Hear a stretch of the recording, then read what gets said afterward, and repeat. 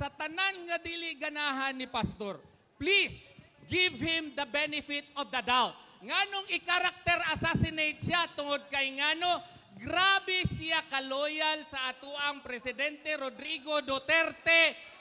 Gikan pa pagkamayor, hangtod nahimo siyang presidente ug hangtod karon. Bitaw mga taga Davao, ang ako mensahe kaninyo gikan sa kasing-kasing. Ngano man, lisod kaayo ang akong trabaho.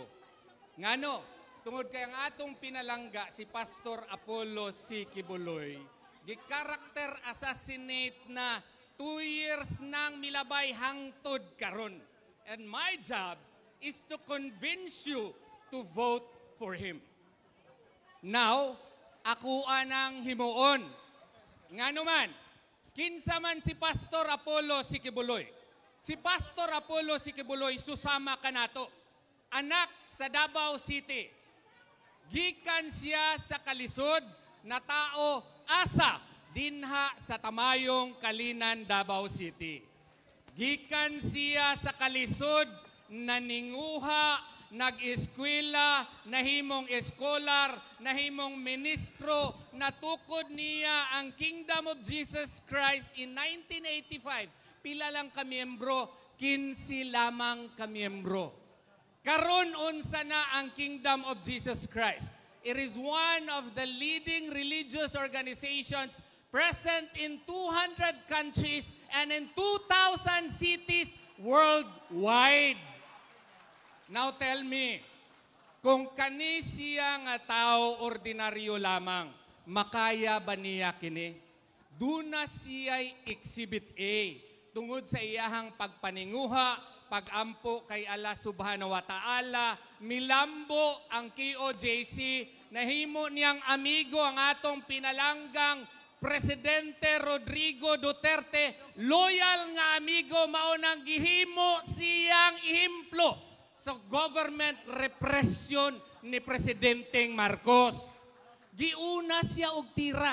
Kay ngano, ang SMNI lamang ang naghatag og higayon. Gani kay Presidente Marcos nganong na-presidente siya. Siya lamang ang nagpresenta og nagtabang og loyal kaayo sa atong former President Rodrigo Duterte nga siya mo'y giuna og atake, gitawag nga rapist, gitawag ang iyang organization nga kulto. Akong isgutan na, kaya ako may iyang abogado, kung rapist ba siya. Tanawa ragod ninyo ang complainant. Kung madungog mo sa mga complainant, pirti na kuno niyang nakanang na-rape. Pero isa ragod din taon ang nag-file og complaint. Sa diha na nga naanay warrant for libel. Naabay ebidensya, bisag isa na lang kapante. Wa. Naay police blatter. Wa. Naay medical certificate. Wa. Nganong gipailan man siya og kaso, tungod lagi kay politika man. Ngano, akong i-klaro sa inyo ha. Naabay rape appeal si Radaan ng SMNI. Naabay rape nga appeal nimo, imuha karong i-freeze tanan nilang pundo. Wala. Maugani na sa tanan nga dili ganahan ni pastor, please give him the benefit of the doubt. Nganong i-character assassinate siya tungod kay ngano grabe siya kaloyal sa atuang presidente Rodrigo Duterte.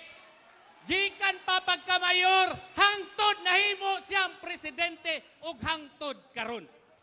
Gani ang sulti niya pagpa-impeach kay Inday, attorney, murag mali man kay nang gihimo kang Inday. Wa gani kabasa ang mga congressman. Unsa may atong mahimo ana attorney? Ingkuduna, pastor.